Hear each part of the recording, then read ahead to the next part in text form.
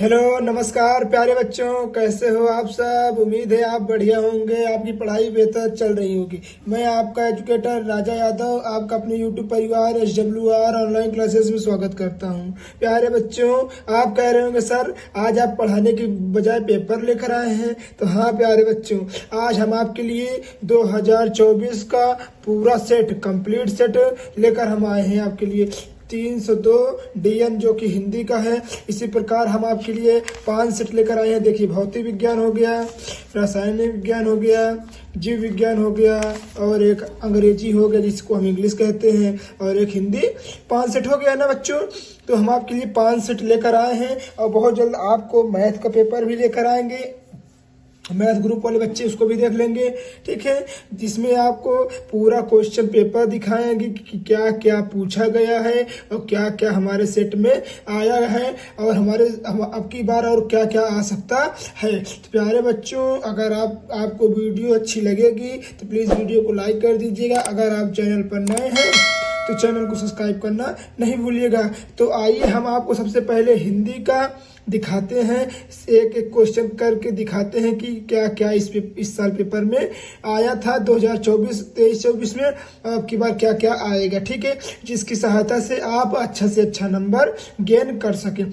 ठीक है प्यारे बच्चों, तो आइए पहले हम हिंदी का देख लेते हैं कि हमारे हिंदी सेट में 302 DN 2024 में क्या क्या पूछा गया था। फिर उसके बाद हम देखेंगे कि हमारे पास यहाँ देखिए भौतिक विज्ञान, फिर उसके बाद हम देखेंगे कि हमारे पास रासायनिक विज्ञान, फिर उसके बाद जीव विज्ञान, फिर उसके बाद अंग्रेजी में देखेंगे कि क्या क्या पूछा गया है इस साल 2024 में। ठीक है, आइए पहले हम आपको इसको समझाते हैं, फिर आपको एक एक क्वेश्चन आप कहेंगे कि अगर आपका कमेंट आएगा कि सर इसको करवा दीजिए तो एक एक क्वेश्चन भी हम आपके लिए लेकर आने की प्रयास करेंगे। ठीक है, आइए देखते हैं हिंदी का मॉडल पेपर। पहले इसमें देखते हैं कौन कौन सा क्वेश्चन आता है, कौन कौन क्वेश्चन आया है जो कि हमारे एग्जामिनेशन के लिए बहुत ही महत्वपूर्ण है। ठीक है, आइए देखते हैं प्यारे बच्चों।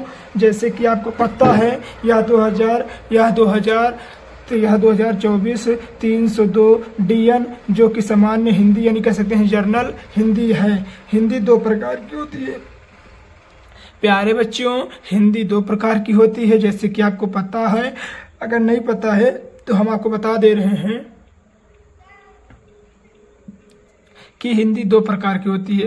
पहला एक सामान्य हिंदी होती है जो कि साइंस ग्रुप वाले बच्चे लिए रहते हैं, और एक होता है साहित्य हिंदी जो कि आर्ट ग्रुप वाले बच्चे लिए रहते हैं उसे। ठीक है, तो प्यारे बच्चों जो साइंस ग्रुप के रहेंगे उनको मिलेगा सामान्य हिंदी, और जो आर्ट्स ग्रुप के रहेंगे उनको मिलेगा साहित्य हिंदी। तो आइए आज हम देखते हैं क्या क्या आता है हमारे एग्जामिनेशन में 2024 में, क्या क्या आया था और आपको क्या क्या पूछने का संभावना है। तो जैसे कि आपको पता है प्यारे बच्चों, ये पेपर 3 घंटे 15 मिनट का होता है, जिसमें 15 मिनट आपको पढ़ने के लिए देते हैं पेपर। ठीक है, आप उसमें 15 मिनट में एनालाइज कर लीजिए क्या हमको जल्दी जल्दी आ रहा है, उसे हम पहले लिख लेंगे, फिर उसके बाद जो हमें बाद में आएगा उसे हम बाद में लिख लेंगे।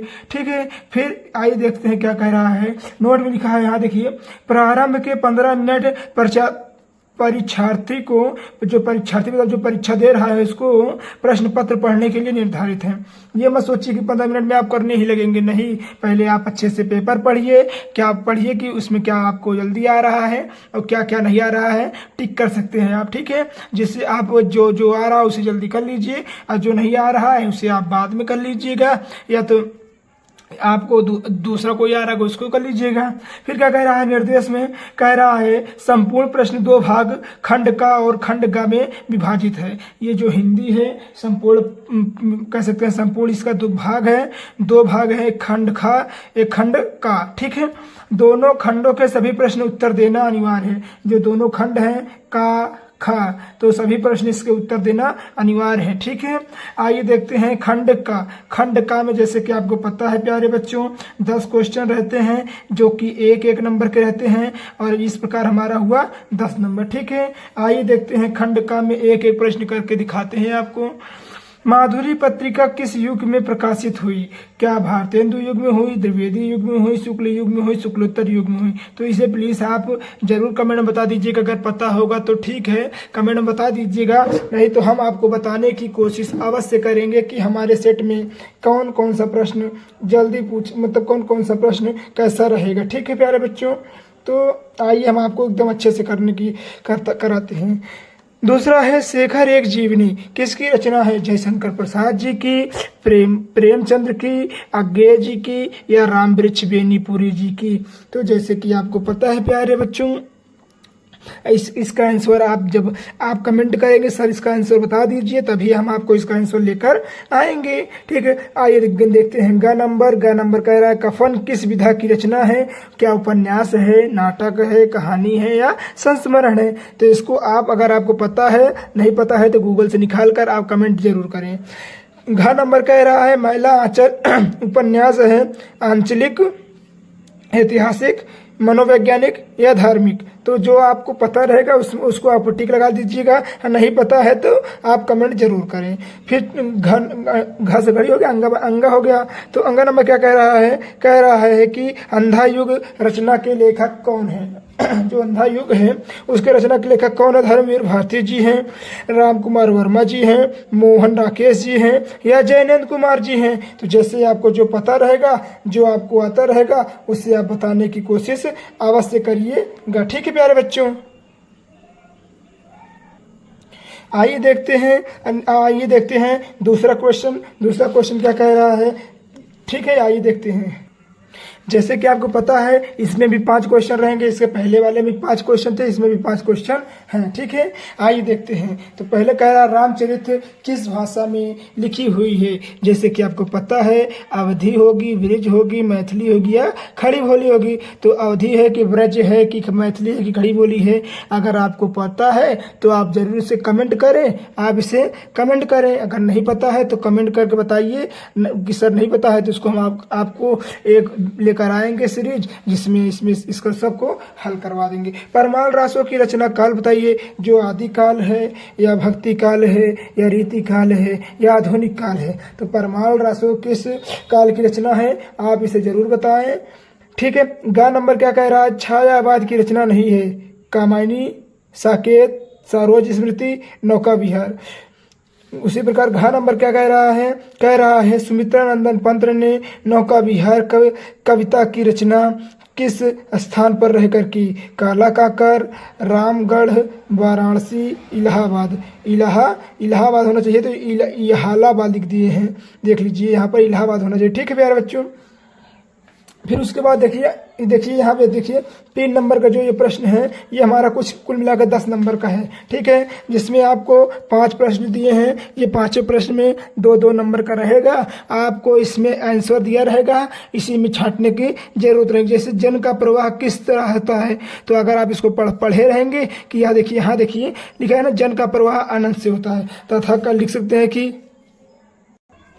तो प्यारे बच्चों, ये जो प्रश्न है 2 नंबर का आएगा एक प्रश्न, जिसमें 10 नंबर का रहेगा, मतलब 5 प्रश्न रहेगा 2 नंबर का, जो कि टोटल मिलाकर हमारा 10 नंबर का रहेगा। ठीक है, तो उसी प्रकार जैसे देखिए पाठ का शीर्षक एवं लेखक का नाम बताइए। तो जो आप अगर पढ़े रहेंगे गद्यांश, तो पता रहेगा आपको कि इस गद्यांश से है, तो आप उस गद्यांश के लेखक का पता रहेगा, तो उसको आराम से लिख लेंगे कि इस कविता का है, इसका लेखक ये है।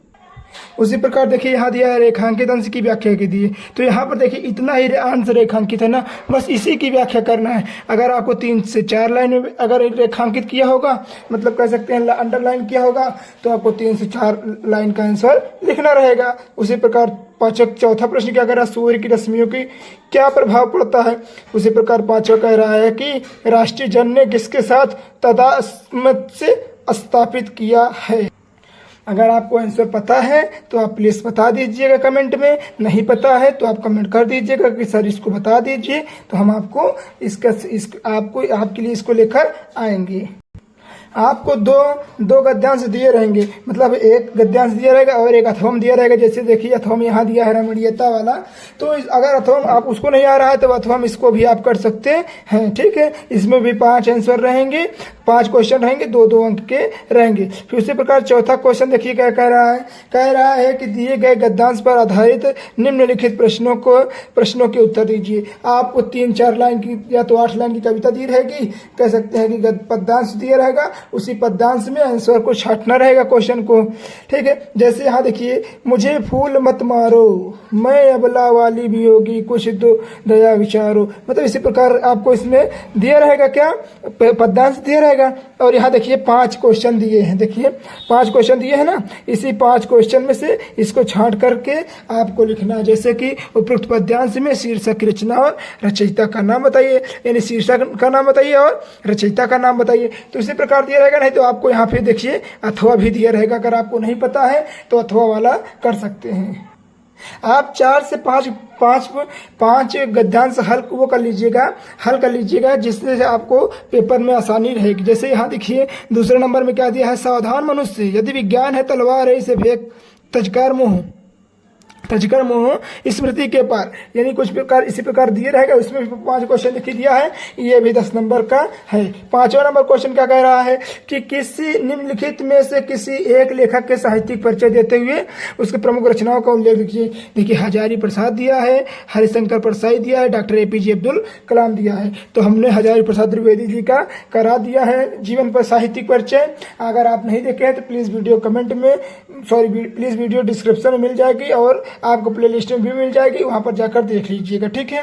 उसी प्रकार यहाँ देखिए खंड ख में दिया है कि निम्नलिखित में से किसी एक कवि का साहित्यिक परिचय। एक देखिए यहाँ देखिए इसमें एक लेखक का है, यहाँ देखिए इसमें एक लेखक दिया रहेगा और एक आपको कवि दिया रहेगा, ठीक है। तो कवि और लेखक जैसे कि अयोध्या प्रसाद उपाध्याय हरिऔध जी हो गए, जयशंकर प्रसाद जी हो गए और सच्चिदानंद हीरानंद वात्स्य अज्ञे जी हो गए। तो आपको हमने अयोध्या प्रसाद उपाध्याय हरिऔध जी का और जयशंकर प्रसाद जी का करा दिया है।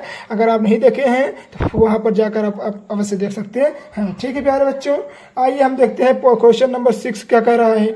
देखिए यहाँ पर देखिए अब की बार बहुत लगा था कि बहादुर कहानी की रचना बहुत आएगी, बहादुर हो गया बहुत आएगा, परंतु बहादुर कहानी नहीं आई। क्या आया, लाठी और ध्रुव यात्रा 2 कहानियां आई। बहुत प्रचलित हुआ था कि बहादुर कहानी आई, परंतु बहादुर कहानी आई ही नहीं, ठीक है। तो ये कुल मिलाकर प्यारे बच्चों 5 नंबर का रहेगा, जो कि आपके लिए अत्यंत ही महत्वपूर्ण है और ये फ्री के नंबर भी कह सकते होगा।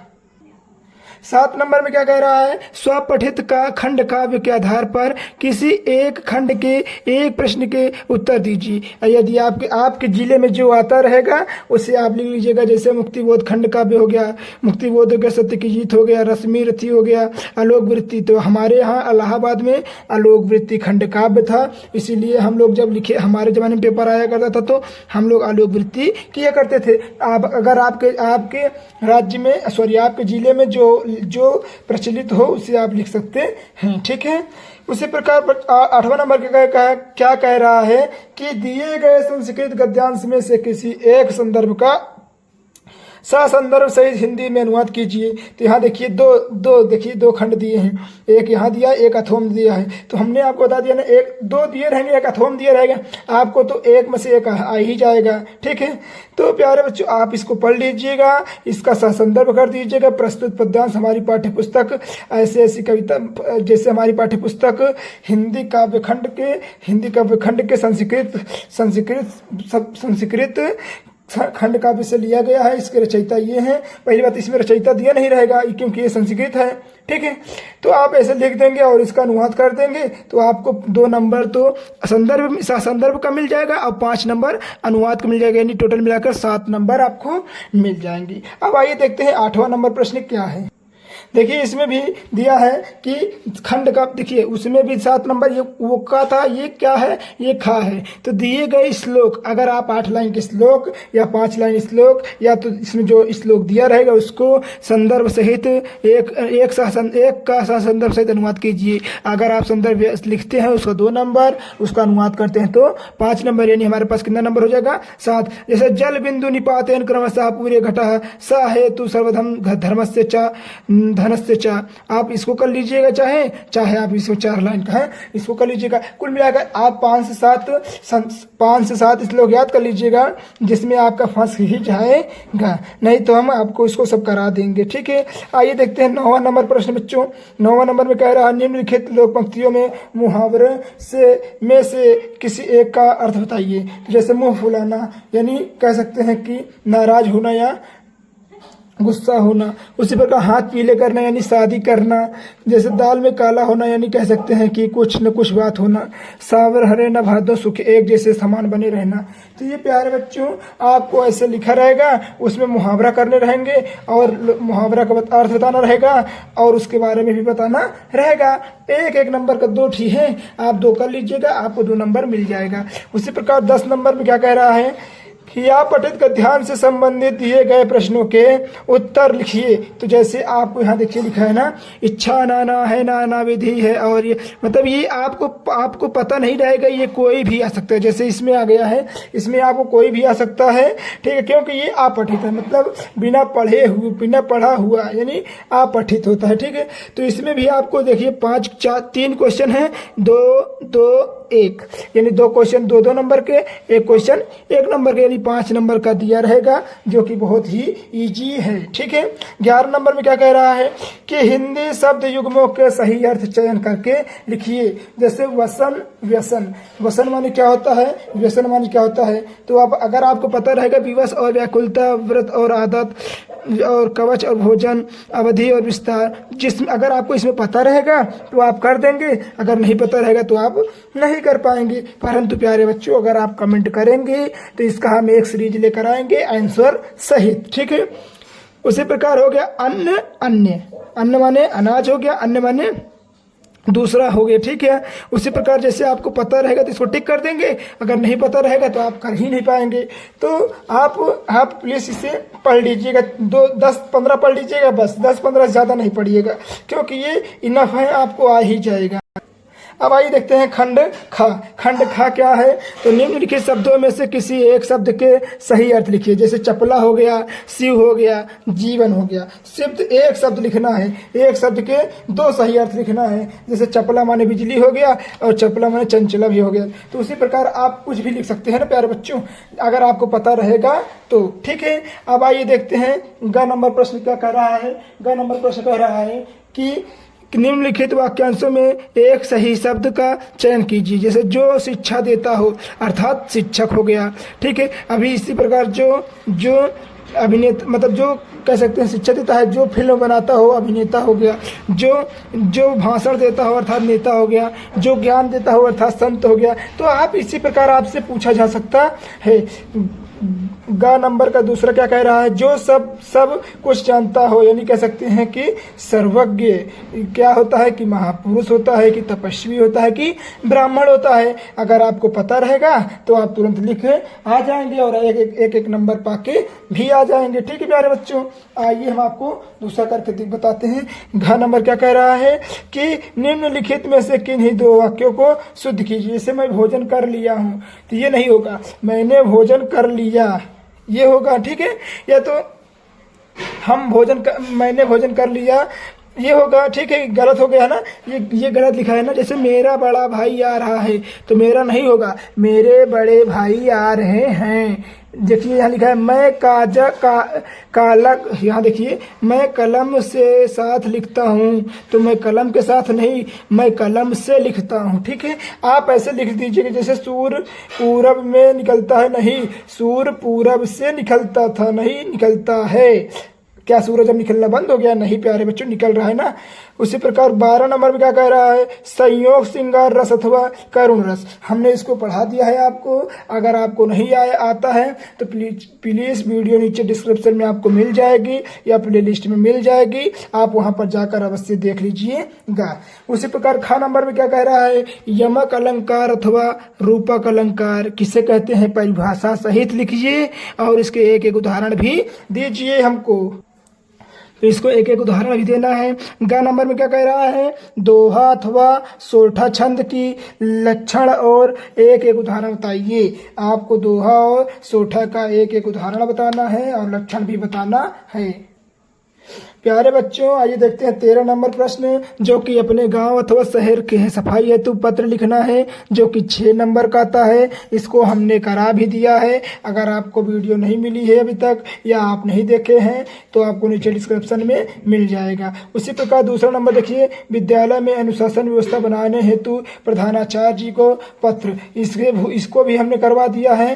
ठीक है, तो जो हमारे पेपर में आया है उससे हम सब उसको हमने सब कुछ करवा दिया है। उसी प्रकार अब देखिए लास्ट प्रश्न है, जो कि बहुत ही अत्यंत महत्वपूर्ण है, जो कि 9 नंबर का है। क्या निम्नलिखित विषयों में से किसी एक विषय पर अपनी भाषा शैली में सारगर्भित निबंध लिखिए, यानी कह सकते हैं कि अपनी भाषा में निबंध लिखिए। तो प्यारे बच्चों, ये लगभग इसमें तो वाक्य नहीं दिया है, परंतु आप 150 से लेकर 200 वाक्य तक लिख सकते हैं। आइए देखते हैं कौन कौन से इसमें आप निबंध लिख सकते हैं। पर्यावरण का असंतुलन और मानव जीवन का प्रभाव, यानी पर्यावरण पे लिख सकते हैं। बेरोजगारी की समस्या पर और समाधान, इसको लिख सकते हैं। नई शिक्षा व्यवस्था और कंप्यूटर में और नई शिक्षण व्यवस्था में कंप्यूटर की उपयोगिता, इसको कर सकते हैं। साहित्य समाज का पथ प्रदर्शक, इसको लिख सकते हैं। महिला सशक्तिकरण यानी महिला के बचाव के कारण, इसमें भी लिख सकते हैं। वर्तमान भारतीय राजनीति में दिशा और दशा, आप इसमें इतना देखिए 6 दिया। अगर 6 में अगर आपको एक भी नहीं आया तो धिक्कार है आपकी पढ़ाई पर, क्योंकि प्यारे बच्चों आप इतना पढ़ रहे हैं तो आप 6 में से अगर एक नहीं कर पाए तो बेकार है आपका पढ़ना लिखना, छोड़ देना चाहिए आपको पढ़ाई लिखाई। ठीक है, अगर आप मेहनत करेंगे तो अच्छा नंबर लाएंगे। आज की वीडियो में प्यारे बच्चों बस इतना ही। मिलते हैं आपको नेक्स्ट किसी सेट के साथ, तब तक के लिए धन्यवाद। जय हिंद, जय भारत। अगर आप वीडियो को लाइक नहीं किए हैं तो प्लीज़ वीडियो को लाइक कर दीजिएगा, एंड चैनल को सब्सक्राइब नहीं किए हैं तो चैनल को भी सब्सक्राइब कर दीजिएगा। धन्यवाद।